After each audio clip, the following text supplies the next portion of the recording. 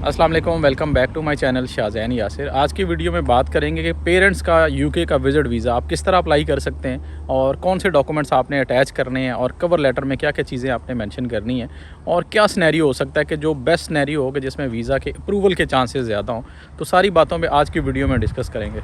बाहर हवा काफ़ी तेज़ चल रही है, मैं गाड़ी में बैठ के बाकी बातें करता हूँ क्योंकि लास्ट टाइम ही मेरे साथ ऐसे ही हुआ कि मैंने यही इनफैक्ट पेरेंट्स के विज़िट वीज़ा की वीडियो सारी रिकॉर्ड कर ली और लेकिन उसकी आवाज़ बड़ी ख़राब थी। सबसे पहले बात करें कि आप अगर यूके में हैं, आप यूके नेशनल हैं या आप स्टडी वीज़ा पे हैं या आप वर्क वीज़ा में हैं, तो आप अपने पेरेंट्स को यूके इनवाइट कर सकते हैं और उनका यूके का विजिट वीज़ा अप्लाई कर सकते हैं। और इसमें काफ़ी चांसेस होते हैं वीज़ा अप्रूवल के, लेकिन आपने केस को किस तरह लेके चलना है, क्या क्या चीज़ें उसमें मेंशन करनी है और आपकी तरफ से कौन कौन से डॉक्यूमेंट्स चाहिए होंगे, आज की वीडियो में आपको सारी डिटेल बताता हूँ और सिनेरियो वाइज आपको बताता हूँ कि क्या सिनेरियो होगा तो आप कौन से डॉक्यूमेंट देंगे और क्या। जो लोग स्टडी वीज़ा पे यूके में होते हैं वो मोस्टली कन्वोकेशन पे अपने पेरेंट्स को इन्वाइट करते हैं और पर्पस ऑफ विजिट में भी यही लिखते हैं कि कन्वोकेशन पे इनवाइट कर रहे हैं अपने पेरेंट्स को और वीज़ा अप्लाई करते हैं यूके का। बल्कि रिसेंटली अभी ये केस अप्रूव हुआ है, उनकी बेटी थी इधर यूके में और मैं भी इधर यूके में था, तो उन्होंने मुझसे कांटेक्ट किया कि मदर का वीज़ा अप्लाई करना है और मदर उनकी पाकिस्तान में थी, बहावलपुर से उनका ताल्लुक था, लाहौर में उन्होंने अपना केस सबमिट करवाया था। ये उनका वीज़ा भी मैं आपको स्क्रीन पे शो कर देता हूँ। ये बड़ा डिफरेंट सा केस था वैसे, चले इससे और भी एलेबोरेशन भी हो जाएगी कि इन्होंने जो सिनेरियो उसमें बनाया था कि इनकी कॉन्वोकेशन जो थी 25 जुलाई को थी, इनका जो वीज़ा अप्रूव हुआ है वो 7 अगस्त को हुआ है। मीन्स कि इनका कन्वोकेशन गुजर चुका था और इनका वीज़ा अप्रूव हो गया। ये मैं आपको साथ एविडेंस भी शो कर रहा हूँ। ये इनका कन्वोकेशन है, इस पर इनकी कन्वोकेशन की डेट वो मेंशन है 25 जुलाई है और इनका जो वीज़ा वैलिड हुआ है वो 1 अगस्त से इनका वीज़ा वैलिड हुआ है। मीन्स के कन्वोकेशन के बाद इनका वीज़ा अप्रूव हुआ है और इनका सारा केस मैंने प्रिपेयर किया था और अल्लाह का शुक्र है कि इनका वीज़ा अप्रूव हुआ है। और इस तरह अगर आप भी स्टडी वीज़ा पे यूके में है और कॉन्वोकेशन पे अपने पेरेंट्स को इनवाइट करना चाह रहे हैं, तो उस सिनेरियो में आपने सबसे पहले देखना है कि आपके पेरेंट्स का सोर्स ऑफ इनकम क्या है, क्योंकि सोर्स ऑफ इनकम आपने जस्टिफाई करना होता है अपने वीज़ा एप्लीकेशन में भी और कवर लेटर के अंदर भी। कवर लेटर बहुत ज़्यादा ज़रूरी होता है। अभी रिसेंटली मैंने कुछ केसेस देखे हैं रिफ्यूज़ल के भी, पेरेंट्स के रिफ्यूज़ल से बेसिकली, और वो बता रहे थे कि जी जिसके थ्रू हमने अप्लाई किया है उसने कवर लेटर ही अटैच नहीं किया होता। यार कवर लेटर नहीं अटैच करोगे तो आप अपना सारा जो सिनेरियो, अपना केस उनको कैसे समझा पाओगे, क्योंकि वीज़ा एप्लीकेशन में इतनी ज़्यादा स्पेस नहीं होती कि सारी चीज़ें आप उसमें डिस्कस कर सकें। तो कवर लेटर हमेशा ही मैं अपनी वीडियोज़ में कहता हूँ कि कवर लेटर बहुत ज़्यादा इंपॉर्टेंट है। आप किसी के थ्रू भी वीज़ा अप्लाई करें लेकिन कवर लेटर जरूर अटैच करें उसके साथ। पेरेंट्स का वीज़ा अप्लाई करते हुए सबसे जो इंपॉर्टेंट चीज़ होती है, चाहे आप स्टडी वीज़ा पे हैं या आप यूके नेशनल भी हैं, तो फिर भी आपने इस चीज़ का ध्यान ज़रूर रखना है, क्योंकि जो वीज़ा ऑफिसर है वो सबसे पहले तो ये चीज़ देखता है कि जो आपके पेरेंट्स हैं उसकी होम टाइज कैसी हैं, मतलब होम कंट्री के साथ टाइज जो है उनकी इतनी ज़्यादा स्ट्रॉन्ग हैं या नहीं है, कि अब वो अपने कंट्री में क्या करते हैं, उनका सोर्स ऑफ इनकम बेसिकली क्या है और उनके होम टाइज स्ट्रॉन्ग आप कैसे शो कर सकते हैं। मोस्टली जो पेरेंट्स हैं वो रिटायर्ड लाइफ गुजार रहे होते हैं, तो उनके लिए थोड़ा सा मुश्किल होता है इन होम टाइज को एक्सप्लेन करना। कुछ लोगों के नाम पे तो प्रॉपर्टी होती है या वो उस एज में भी कुछ ना कुछ अपना काम साथ कर रहे होते हैं, उनकी बैंक स्टेटमेंट एक मेंटेन बैंक स्टेटमेंट होती है, तो वो ये शो करते हैं कि जी ये मेरा सोर्स ऑफ इनकम है, कि मेरी ये सपोज अगर पेंशन भी आ रही है तो पेंशन मंथली बेसिस पे उनके अकाउंट में डिपॉजिट हो रही होती है, कि मंथली बेसिस पे अगर वो आ रही है तो उनकी स्टेटमेंट प्रॉपर्ली मेंटेन होगी और उसी से वो अपने एक्सपेंसेस वगैरह अखराजात जो हैं उनके वहाँ से मैनेज हो रहे होते हैं। तो सोर्स ऑफ इनकम बताना बहुत ज़्यादा ज़रूरी है। एक सिंपल सिनेरियो मैं आपको और भी बताता हूँ। ये रिसेंटली मैंने एक प्री एक्शन प्रोटोकॉल भी उस पर काम किया था। पेरेंट्स का वीज़ा रिफ्यूज़ हुआ था और जो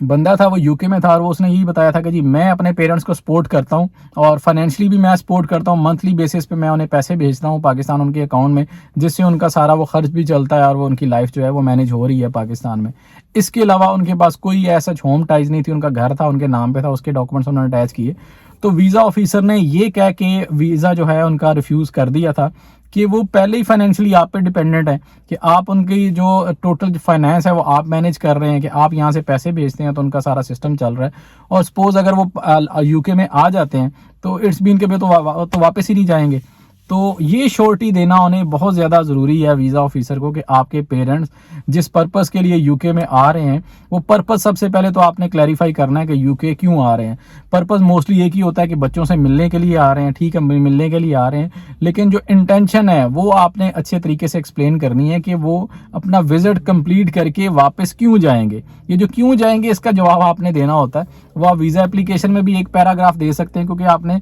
वीज़ा एप्लीकेशन में 1000 वर्ड से ज़्यादा नहीं लिख सकते, और जो स्पेशली पर्पस ऑफ विजिट है उसमें तो आप 500 वर्ड्स लिख सकते हैं। तो 500 वर्ड्स में आपने क्या क्या लिखना है कि पेरेंट्स क्यों आना चाह रहे हैं, और ये जो आपने होम टाइज के बारे में बताना है, इसलिए मैं कहता हूँ कि कवर लेटर में वो सारी चीज़ें आपने एक्सप्लेन करनी है कि उन्होंने वापस क्यों आना है। सपोज उनकी कोई प्रॉपर्टी है, वो उसके डॉक्यूमेंट्स लग सकते हैं। अगर उनका कोई सोर्स ऑफ इनकम पाकिस्तान से मैनेज हो रहा है, उनकी पेंशन है, उनका कोई बिजनेस चल रहा है, कोई रेंटल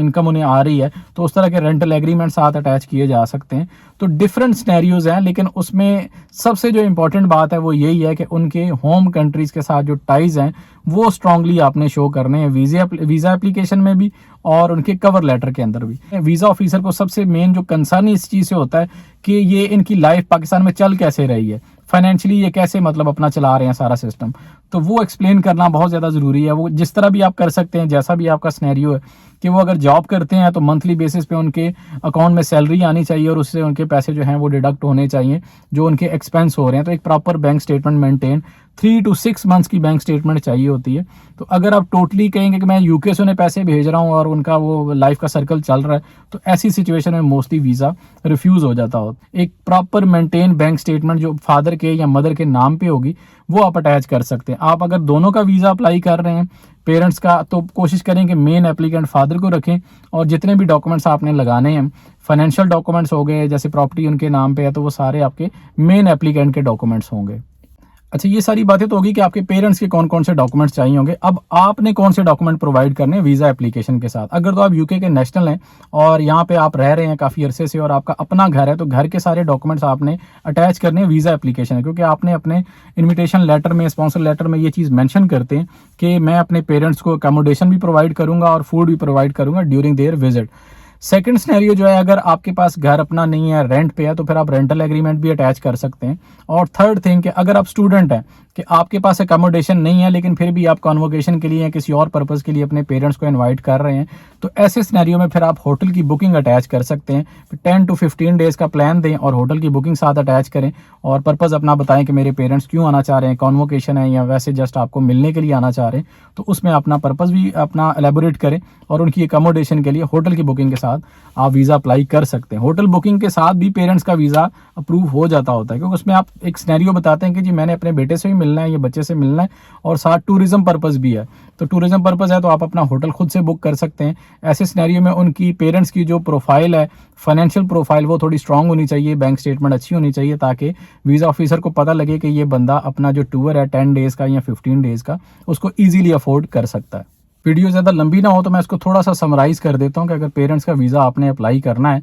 वो आपने किसी के थ्रू भी अप्लाई करना है, किसी भी एजेंट, किसी भी कंसल्टेंट के थ्रू अप्लाई करना है, तो इन चीज़ों का ध्यान आपने खुद से रखना है कि मेन चीज़ उनका पर्पज़ ऑफ विजिट और सेकंड उनके फाइनेंस, ये दो चीज़ें आपने कंफर्म रखनी है। और तीसरी चीज़ जो है उनके होम कंट्री साथ टाइज कैसे आप स्ट्रांगली शो कर सकते हैं। ये 3 पॉइंट्स आपके अच्छे तरीके से एक्सप्लेन हुए होंगे तो होपफुली आपका जो वीज़ा है वो रिफ्यूज़ नहीं होगा। ये 3 चीज़ें आपने ज़रूर देखनी है, क्योंकि इनको स्पेशली जो है होम टाइज, उनकी जो इंटेंशन है कि विजिट कंप्लीट करके ये वापस जाएंगे या नहीं जाएंगे, क्योंकि वीज़ा ऑफिसर को मेनली कंसर्न विजिट वीज़ा से यही होता है कि ये बंदा विजिट वीज़ा अप्लाई कर रहा है, इसको अगर वीज़ा दे दिया तो ये अगर यूके आ जाता तो ये वापस नहीं जाएगा। तो इस चीज़ की श्योरिटी आपने देनी होती है कि आपके जो पेरेंट्स हैं वो अपनी कंट्री में खुश हैं, स्टेबल लाइफ गुजार रहे हैं, वो जस्ट विजिट के लिए 10 दिन के लिए या 15 दिन के लिए, और कोशिश किया करें कि 15 दिन से ज़्यादा का टाइम ना दिया करें अपने विजिट के लिए, कि वो 15 दिन के लिए यूके आना चाह रहे हैं, वो कंप्लीट करेंगे अपना विजिट और वापस अपने होम कंट्री वापस चले जाएंगे। तो इन सारी चीज़ों का ध्यान ज़रूर रखें।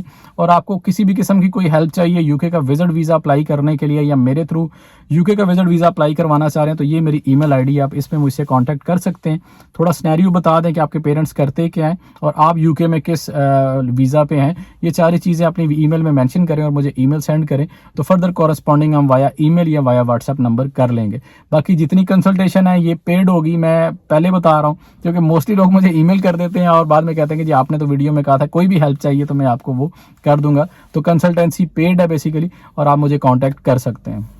ये थी जी आज की वीडियो। इस तरह की मजीद इन्फॉर्मेटिव वीडियोस देखने के लिए आपको चैनल को ज़रूर सब्सक्राइब करना पड़ेगा, तो डू सब्सक्राइब द चैनल, और मिलते हैं नेक्स्ट वीडियो में। तब तक के लिए अल्लाह हाफिज़।